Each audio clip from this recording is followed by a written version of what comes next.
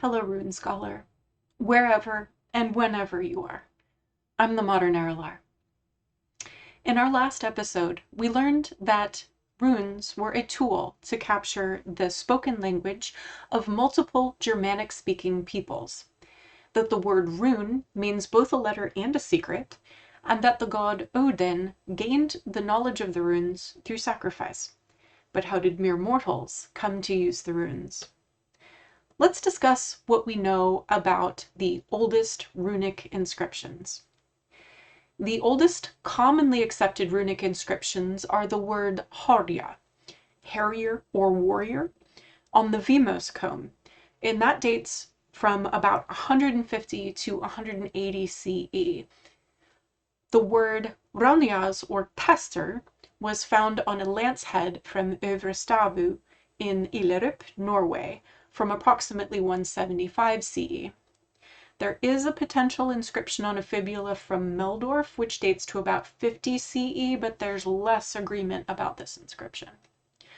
We have a definite group of inscriptions recovered in Denmark, which all date to approximately 200 CE.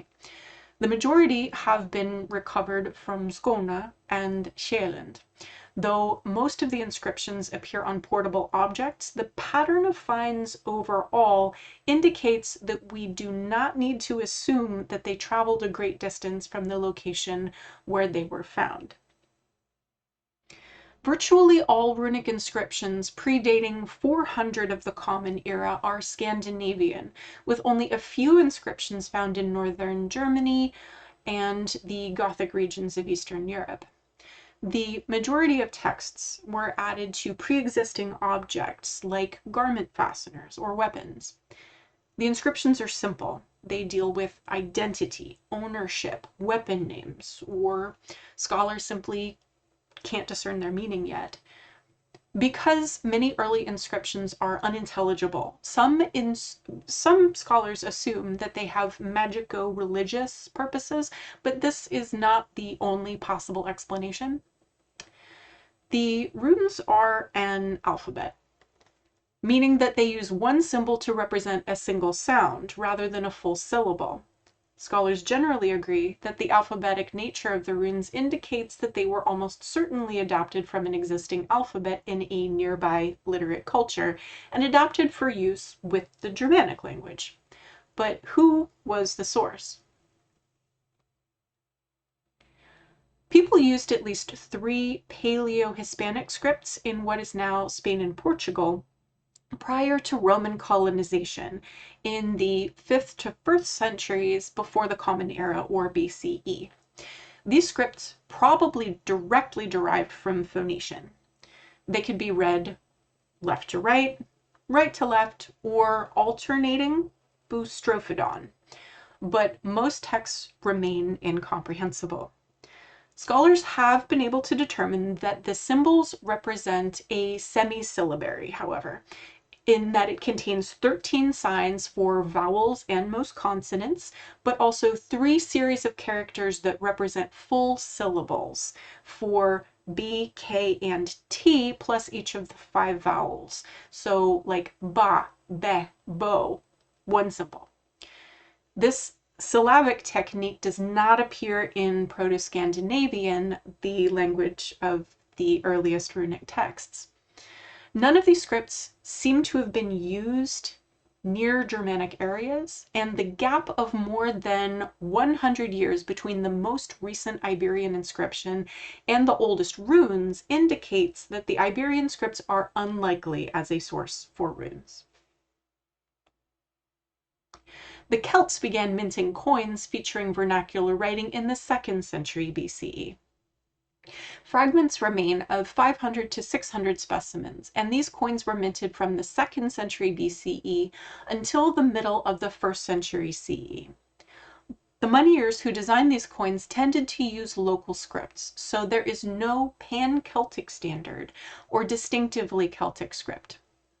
You might be tempted to ask about the Ogham script, which was first used to write the predecessor script to the Old Irish language, but most scholars date the first inscriptions to the 4th century CE, later than the Øvre Stabu inscription by more than 100 years. the Venetic script used by the Etruscans was sinistrograde, or read from right to left, rather than left to right. Some of the earliest runic inscriptions were read right to left, but not all of them. Gaulish peoples used North Italic scripts in the last centuries BCE. The Negau B helmet recovered from Nogova, Slovenia, does feature Germanic words written with Etruscan letters, but the Negau helmets have been redated to 450 to 350 BCE. Coins struck around 60 BCE at the Magdalensberg in Austria do use Venetic script, and these are much closer. And some have argued that a short inscription on the Frøyhav bronze figure, dated from about 160 to 220 CE, could be interpreted as orthographically Venetic rather than developmental Elder Futhark. But people living in the Alpine areas had generally replaced Venetic with Roman scripts by the last century BCE, again leaving a multi-century gap between this potential source and the development of runic writing. The Greeks were definitely a literate people who used an alphabet that developed from the Phoenician original. The argument for Greek as a source for runic alphabets is based on two ideas. First, the interaction between Greek speakers and East Germanic speakers called Goths beginning in the 2nd century CE. And second, the similarity of Greek letters to some Gothic inscriptions from Eastern Europe.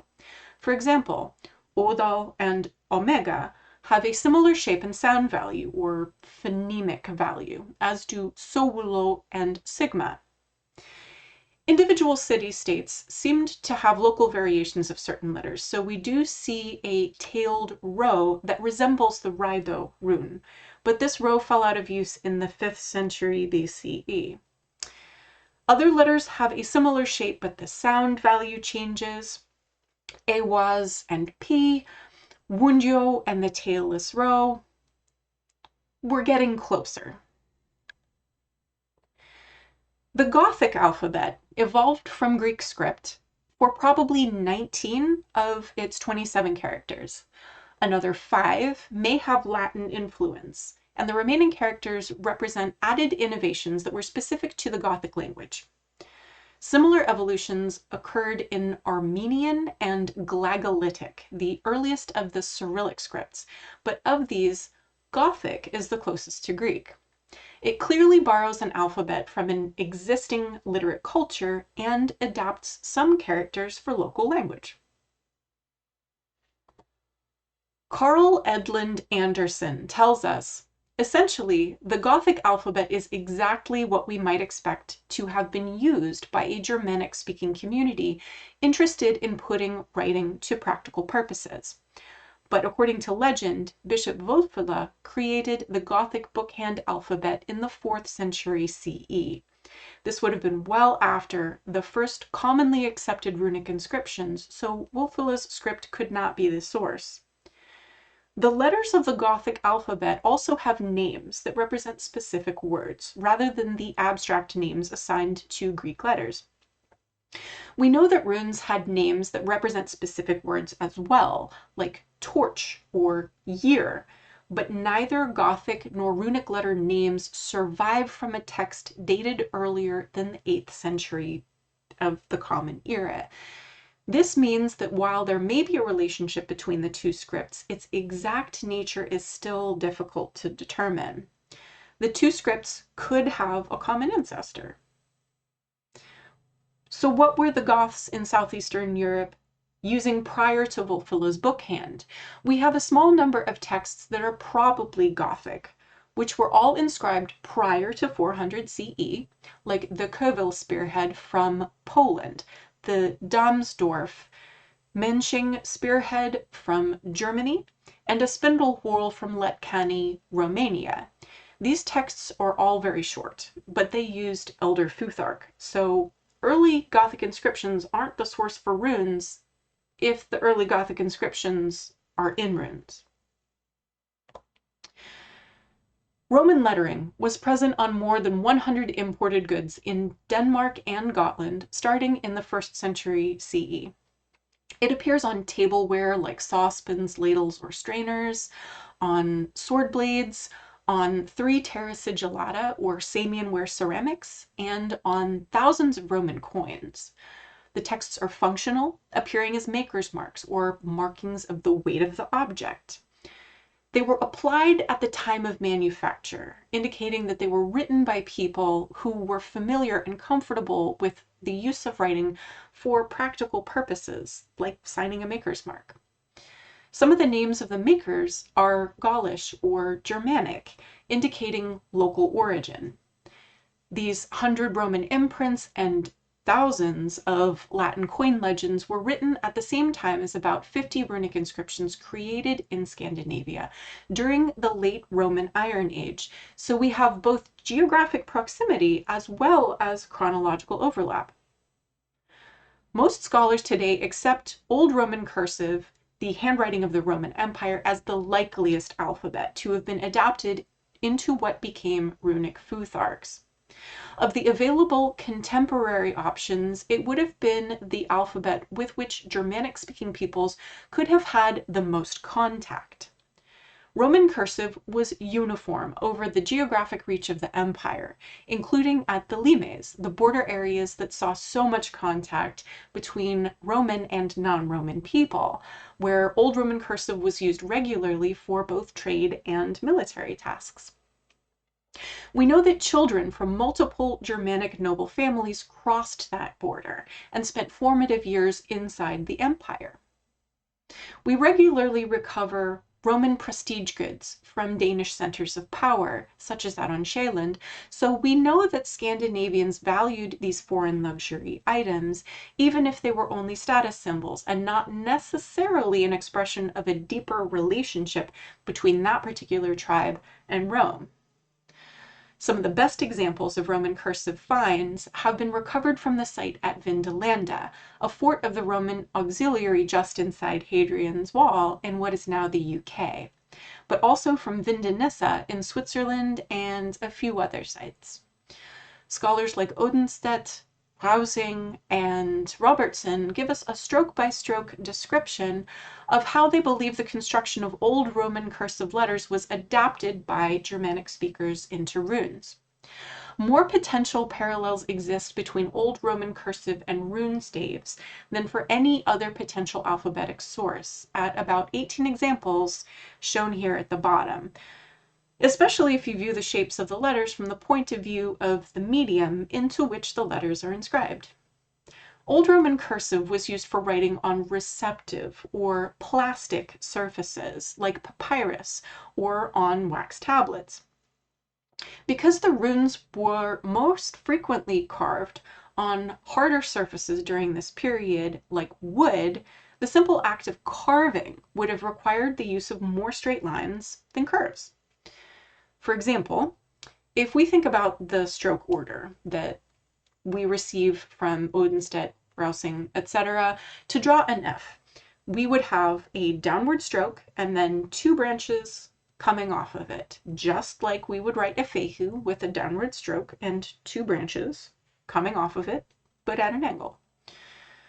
Clearly, if you look at these examples, some of them just aren't quite the same. Characters are different, sounds are different. Henrik Williams suggests that the original Roman form could have taken on a new sound that didn't exist in Latin, or an original Latin sound took on either a newly created form or a form superfluous in the Roman alphabet.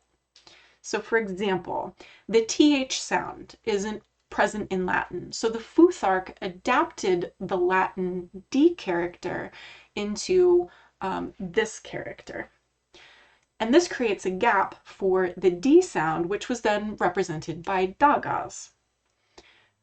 Mediterranean writing systems also preserved the character ordering system inherited from Semitic scripts, so aleph, bet, etc. The runic system has a separate character ordering, Futhark, Neas, Timur.